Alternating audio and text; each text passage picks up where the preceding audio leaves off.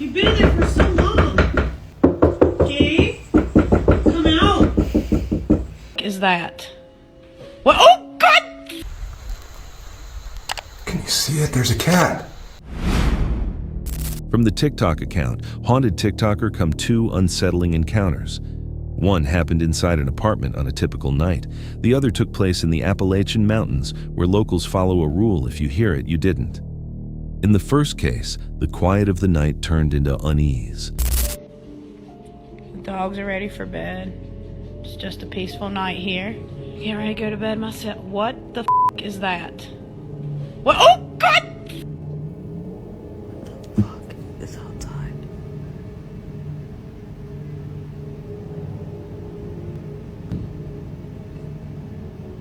What the fuck? Too scared to open my door. Come here. Come here. Come here. Hey, come here. Come here. I told you. Come here. The reason I had to move out of my flat. I was home alone.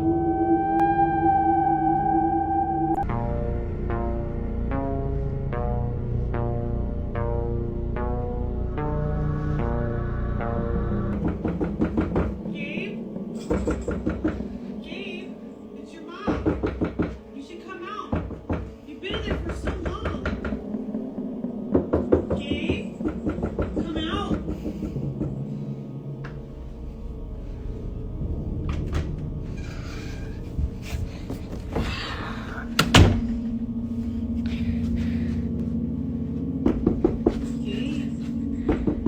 Gabe, it's your mother.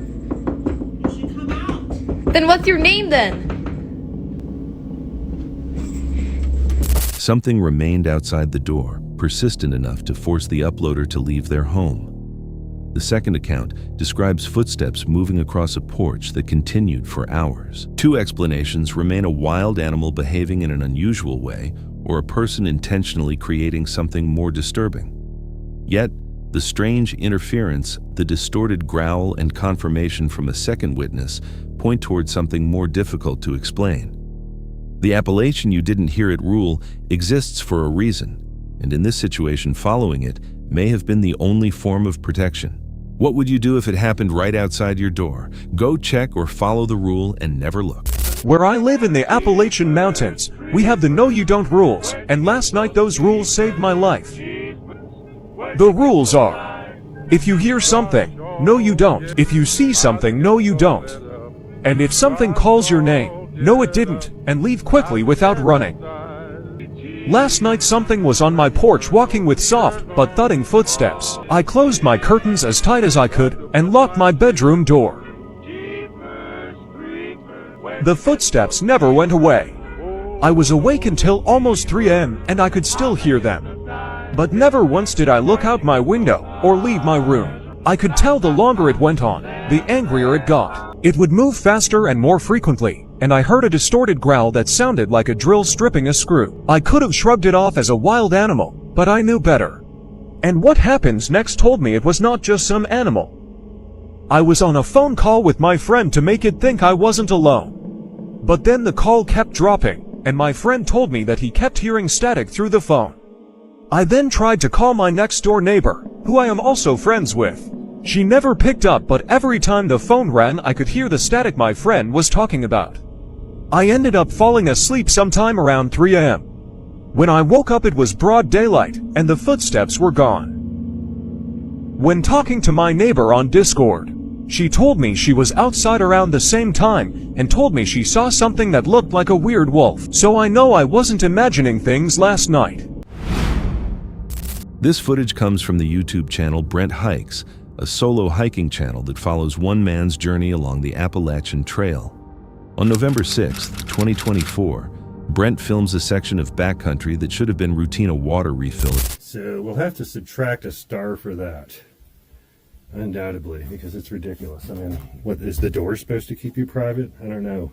Kind of the same concept at Whitley Gap. It is spacious. There's lots of room. So that'll give it a star. Very well ventilated. There's absolutely No odor whatsoever, and there's plenty of light. Let's give it a try. Not exactly sure what I'm going to do. I know I'm not going to stay here. I'm going to kind of keep going and heading towards Blue Mountain. I may stay at the old, I think it's called the Rocky Mountain campsite, which is before the Blue Mountain shelter. I don't know. I'm not even sure how far that is from here. Oh, look what I just found. That's the best source I've seen since I left Neil Gap. I'm going to fill up and I'm going to... Stealth campsite and more distance toward Blue Mountain. What he records instead unsettles him and shifts the tone of the day. After locating a rare clean water source, Brent continues on and notices a makeshift campsite just off the trail. A freshly dug shelter beneath the rocks puts him on edge, but that's only the beginning. Hey, talk about creepy. I was just down at that stealth site there checking it out, talking about it, and I heard and saw a hiker coming down the trail. And I thought I'd stay at the campsite and wait for the hiker to pass. And the hiker never passed, and there's nobody here, and it's freaking me out right now. I've got chills up and down my spine. And I saw a person with a pack on, wearing hiking clothes. There's no way they passed me. Yeah, this is weird. I'm getting out of this spot. I'm telling you, that's yeah, if the animal den wasn't enough, you know, this is the spot where I thought I saw somebody. You know, honestly, that's the second time today that's happened. And the first time is when I was sawing that log, and I looked over and I was like, oh, someone's coming up the trail. The log will be sawed for them when they get here, and there was never anybody there. And I think I might have just saw a leaf. I don't know. While standing near the area, he spots movement down the path, the outline of a person with a pack walking in his direction. He waits for the hiker to pass, but no one appears. Earlier that same day, he experienced something similar, the sound and shape of someone approaching, followed by nothing. Twice within hours, he saw what looked like other hikers disappear into an empty trail. With his battery running low and the feeling of being watched increasing, he leaves the area and keeps moving, giving up the campsite and the unexplained sightings behind. It could have been shifting shadows moving leaves or another hiker stepping off the trail. But seeing the same vanishing figure twice in one day makes coincidence harder to accept. Something about that stretch of trail seemed to imitate a human presence. What did Brent actually see on that trail? A misinterpreted shadow? Another hiker slipping away, or something that only appears human at the edge of the woods? If you were alone on a remote path and believed someone was approaching, would you wait, follow, or leave right away? In April 2020, a solo night takes place near Lake Superior in Two Harbors, Minnesota. The video comes from the YouTube channel Mav, known for fishing trips, road travel, and sleeping in a truck at quiet outdoor locations. Mav finds a spot that seems perfect for an overnight truck camp close to where he plans to fish. But as he looks more carefully, small details begin to change that confidence. Alright, so I need to get the heck out of this spot. I originally picked that spot because that's where I was gonna fish in the morning. But there's like a bunch of cars driving around there. I talked to one of the kids and he's a high schooler from the area. It's kind of annoying, like, having people drive by and, like, I don't know, zipping on past all the time. So we're gonna find a different spot. The area feels less like a simple place to park and more like somewhere people gather and hang around. With too many vehicles nearby, he decides to leave and look for another option. Later that night, however, he returns to the original location, unaware that this decision will make the night anything but peaceful. Kind of a weird little stealth camping, boondocking type deal I've got going on tonight. I'm not gonna have this light on in here for very long because people can probably see pretty well. The salmon like to bite, apparently, right when it turns light out, so I'm gonna wake up at 5 o'clock in the morning. Alright, so there's people right outside. I know you can't see me right now, but I can't risk turning on any lights.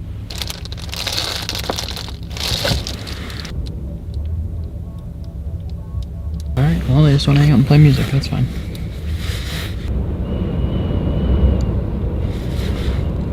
That night, Mav switches into stealth mode. He turns off the lights inside the truck and keeps movement minimal. Too many people had passed through earlier, and he doesn't want to attract attention. Even in the dark, the space feels exposed, as if the truck is still noticeable without being seen.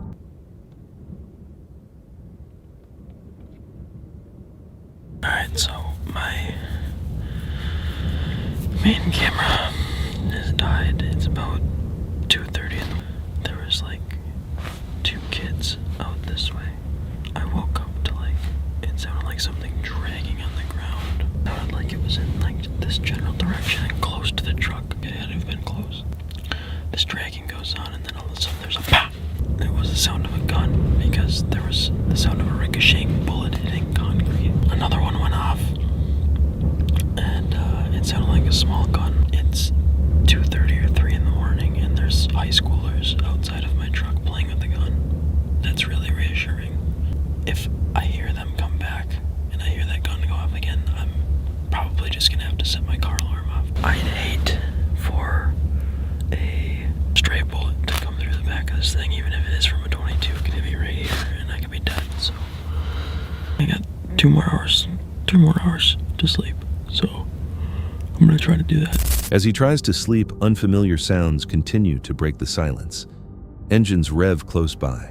Voices carry in the distance. Then, sharp popping sounds echo, sudden loud and nearby. Whatever's happening, it's unfolding close to where he's parked, with no clear sense of how near it really is. Last night, I was doing some thinking after I shut the camera off. I realized that there's a metal garbage can about 50 yards this way. So I believe those kids were dragging out a garbage can and shooting it with a 22. I did hear one of the kids yell, "Ow," after the last shot went off, and then heard a ricochet from the garbage can, heard the kid yell, "Ow," and then I never heard him again. Maybe one of them got hit or something, but it was so close to my truck, and if that was the garbage can they were shooting at, it's likely that they're shooting right towards this way. It is so chilly. Alright folks, well, we're walking out onto this freshwater jetty.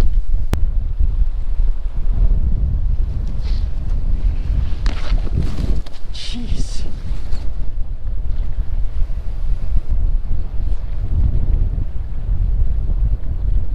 By morning, the source becomes clearer.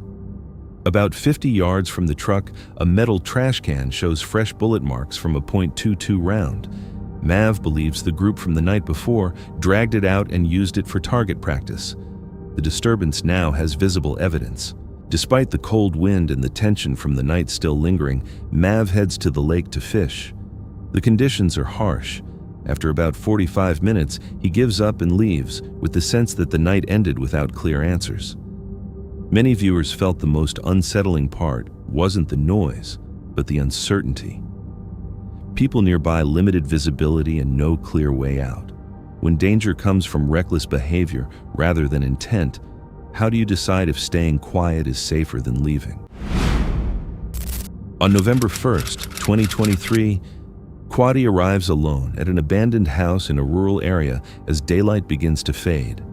The video comes from Crazy Quadi, a channel centered on solo camping and exploring forgotten places. Built in 1925 and left vacant since the 1980s, the house still holds traces of a family that once lived there. As night approaches, Quadi prepares to stay inside, unsure what might still remain in the building after so many years. While we explore this a little bit. Oh, wow. Look at all the old wallpaper. Ooh, a teddy bear.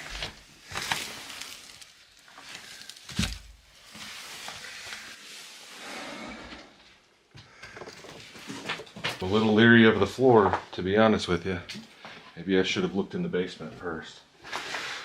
Suppose I could set up in here. This is one of the covered porches. Here's the front room. Ceiling's caving in. Yeah, there was a porch on the outside here. And this is kind of what I was planning to stay in, but it looks to no longer exist. Old blinds, old couch. This house was built in like 1925, and it hasn't been occupied since sometime in the 1980s. Been empty, I think, as long as I've been alive. We're roughly there. Is that a piece of a toilet seat?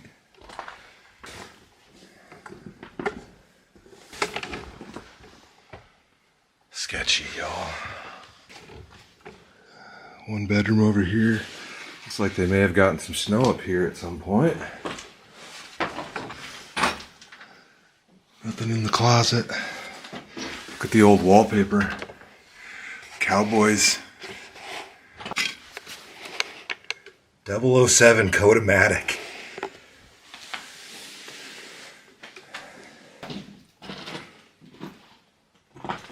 Oh, look at the old TV. But that's past the hole in the floor. Don't want to get too close to that. And the whole ceiling's about gone here. Upstairs bathroom. Kind of surprised that toilet isn't broken into pieces. Oh, there's the attic access right above me. If there was a ladder, I'd look, but there's no way I'm trying to crawl up that by myself.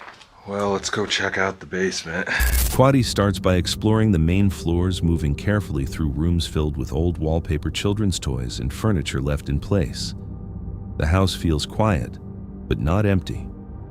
Every step echoes, and the objects left behind suggest people once lived here, then left without explanation. Just an old closet. Yeah, it's dark in here. Do I have my phone? Yeah, hold on. I can use my phone light. There we go. Bunch of broken glass and old paint cans. Not much left. There's the toilet lid. Oh, and that's probably the back of that toy truck. It was a Tonka dump truck. Let's be on door number 2, though.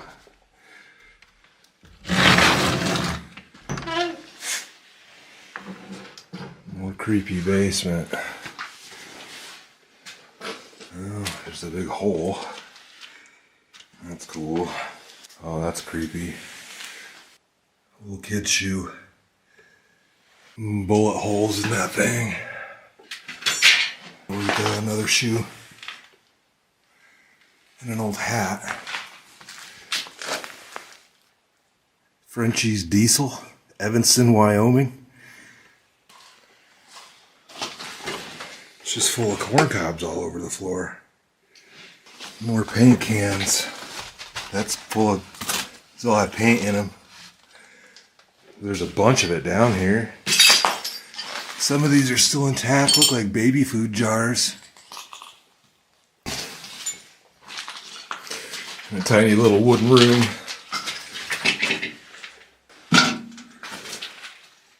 Oh, what is that? That is a dead animal. He continues down into the basement where the light quickly fades. Among scattered items, he finds a small child's shoe with unusual holes and nearby the remains of a dead animal. The space feels colder and more enclosed, and this is where he chooses to set up his sleeping area, prioritizing shelter from the wind over comfort. Sleeping in the basement. It's a little warm in here tonight, but we're actually supposed to get some snow later, I believe. And the low temps are gonna be like 20s, 25, something like that.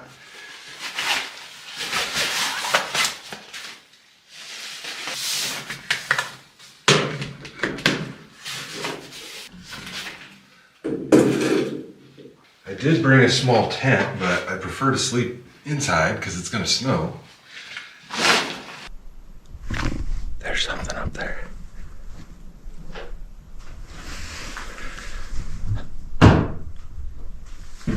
There's definitely something up there. Get! I can hear it walking around, whatever it is. Probably a raccoon. There's definitely something upstairs right now. I haven't even cooked dinner yet, and once I do dinner, I'll have to bag that up.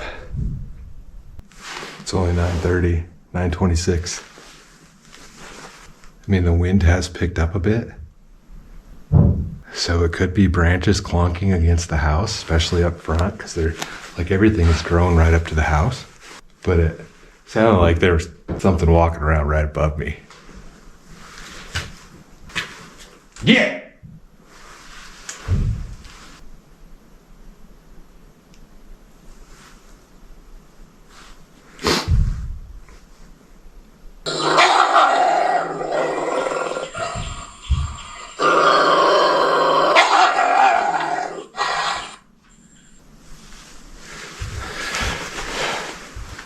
As darkness settles in, Quadi prepares for the night, noting it's his first time sleeping in a place like this without a vehicle. Sounds begin to travel through the house. Heavy movement echoes from above, slow, deliberate, and close enough to follow. He keeps bear spray within reach, listening and waiting, unsure what is moving through the rooms overhead. It's just nice to have something warm in my hand. I don't know how well you all will be able to see that, but cheesy chili mac, hatch green chilies, and jalapeno tuna. That's good. Well, I'm still hearing clunks and stuff moving around up there, but it's not near as much as it was earlier.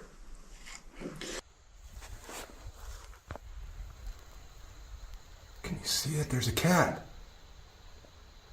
You can come hang out in here. Hope you're not what I've been yelling at upstairs the whole time. Huh. Alright, y'all. Well, I'm just gonna let that cat put my mind at ease. That's what I've been hearing. I was sure it was probably a raccoon or something, but cat's cool. Later, while cooking a simple meal in the dark, the noises continue, then suddenly stop. Not long after a cat appears inside the house, the discovery brings a brief sense of relief, but the night remains uneasy. Sleep comes in short intervals as cold air, unfamiliar sounds, and uncertainty continue until morning. Viewers were divided. Some believed the sounds came from animals moving through a deteriorating structure, while others questioned the weight and pattern of the footsteps. In places like this, does knowing the cause really make it less unsettling, or does the feeling matter more?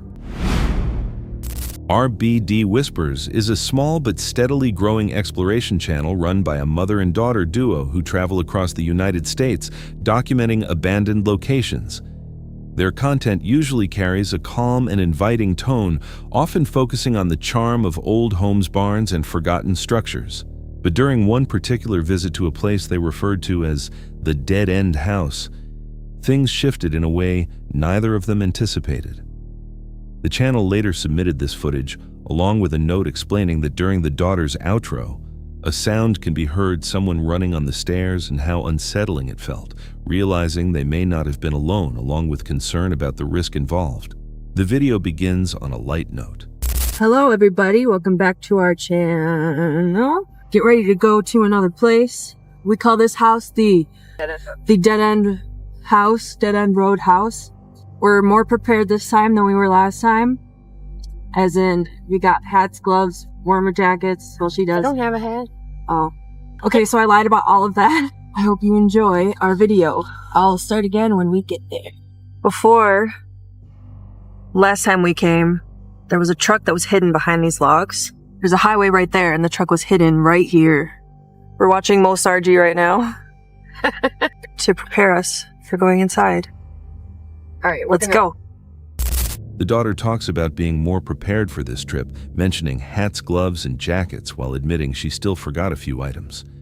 The house they enter matches exactly what urban explorers look for: peeling wallpaper, cracked mirrors, dust-covered furniture, and even an oddly placed elevated sink.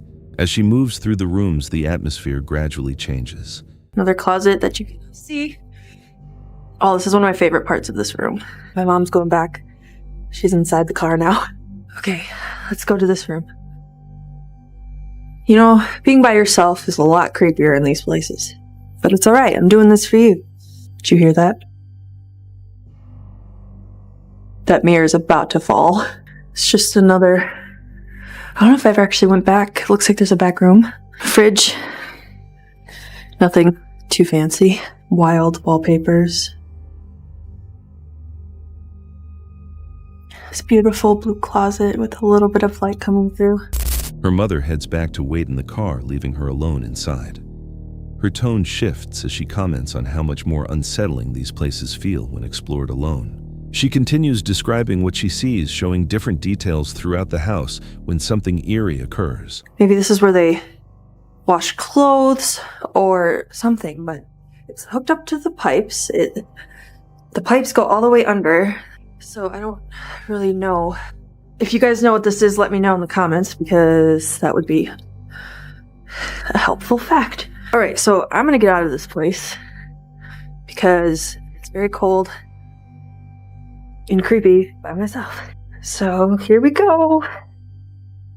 My mom's outside in the van, or in the vehicle. She's freezing. I hear some really creepy things. Okay, so I'm starting to get freaked out. Thank you for watching this video. Really appreciate it. Hit the like button, hit the subscribe button. My mom and I would super appreciate it. I need to get out of this house. I'm shivering. Stay tuned for the next video. Thank you for watching. During her closing remarks thanking viewers and asking them to subscribe, a sound breaks through the moment. Footsteps, quick, intentional, and clearly coming from upstairs. Her mother was outside in the car. No one else was supposed to be inside. She doesn't react at the time, likely not hearing it over her own voice, but on playback the sound stands out clearly and is difficult to dismiss. She finishes quickly, her voice noticeably uneasy, mentioning how cold and uncomfortable the house feels and how ready she is to leave. Just before exiting, she also comes across what appears to be a grave near the property. It's not explained, and the video doesn't focus on it, but combined with the strange sounds, it leaves a lingering sense of unease. There are no sudden scares here. The tension comes from small details, from the possibility that something may have been watching her the entire time. Some viewers suggest the noise could be structural. Older houses often creak and shift. Others argue the sound is too clear, resembling someone moving quickly across a wooden floor. If that's true, she may have unknowingly been only a short distance from another person inside the house. What do you think? Was it just the house settling, or was someone else really inside the dead-end house that day? The Moon Pie Project stands apart from most channels in the paranormal space. Created by Mia and her close companion Autumn, their content blends folklore exploration with personal storytelling, resulting in a tone that feels both intimate and unsettling. In this particular video, the two set out to explore a section of trail near the Appalachian region. It wasn't part of the designated path, and posted signs warned people to stay out. Still, curiosity drew them in. But no, yeah, this is us going into the woods, into a trail that you are not supposed to be on, and deeply, deeply, deeply regretting it afterwards. Close if you trespass. Guess what we're doing? What are we doing today? We're hunting the unspeakable. Worse and worse. I have a pretty good guess. Yeah, I wonder why it's closed. Why it's been closed since 2019. Yeah, isn't this... It's not part of the Appalachian Trail, but it's part of, like, that whole stretch, right? No one really knows why. I feel like I have an idea. Do you have a weapon on you? I do. I have several. Thanks. Well, no, because I was about to say not to whistle in the woods, not to say its name. The trail had been closed for years, and local stories connected it to unexplained disappearances and unsettling findings. At the beginning, the trip felt normal. The trail was overgrown, the sound of the river filled the background, and their mood stayed light as they filmed and joked in their usual style. But before long, odd issues started to appear. Their phones began losing storage space, batteries drained faster than expected, and the overall atmosphere began to change. Soon after, they came across something unusual. I'm gonna die for this project. I swear to God. Okay, up. Up we go. Now we go. Now we go. Mia, move. Mia, get off, get off, get off. It's okay. Don't panic. It's okay. It's okay. It's okay. It's okay. It's all right. What is that? Is it a porcupine? That is a porcupine. Skinwalker. That is a porcupine. It's all right, buddy. We're sorry. Sorry, little beavers. Porcupine. We were stuck a little bit. Maybe. I was on his rock for his log, and I'm just super happy about that. So This is so cool. we found the skinwalker, and it kind of looks like my cat, but spiky. and very upset about the fact that I was on his vlog. So. A porcupine. Its behavior didn't match what they would expect from a wild animal lingering in the path and watching them closely. To them, it felt symbolic, almost like a warning to turn back. Ignoring that feeling, they continued deeper into the forest. That's when they discovered something far more disturbing. I think he's coming up here. He's coming up here. Autumn? Alright. What the fuck is that? Do you want a moon pie? Is he on our side now? Okay. I can't hold two phones, eat a moon pie, and I'll try.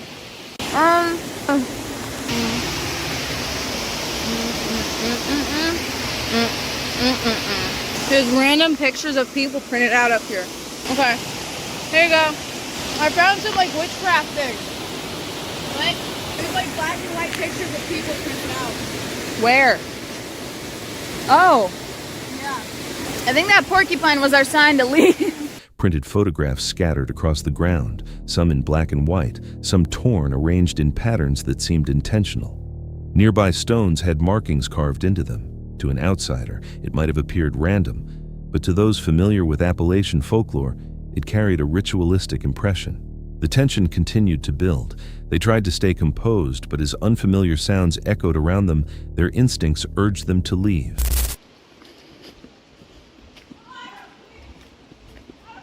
We can't run. Don't run. Oh, I thought you were taken. I thought I got you. No. No. Mia, we can't run. If it is what you think it is, running gets its attention. Shh. It's okay. I don't like dogs. It's not a dog. What is it? Take this. It's not a dog? What is that? Don't worry about it. We're just gonna go back to the car. We found it. It's after us. We're gonna walk to the car. Oh my god. Wait until we get out of the woods. Keys out. Oh my god. It's laughing. It's yelling. That's what it was. Found the source. Even so, something seemed to hold them in place, an unseen pressure, as if they were being watched. For those aware of skinwalker legends, this moment felt significant. These entities, according to tradition, are described as shapeshifters that manipulate fear and prey on it.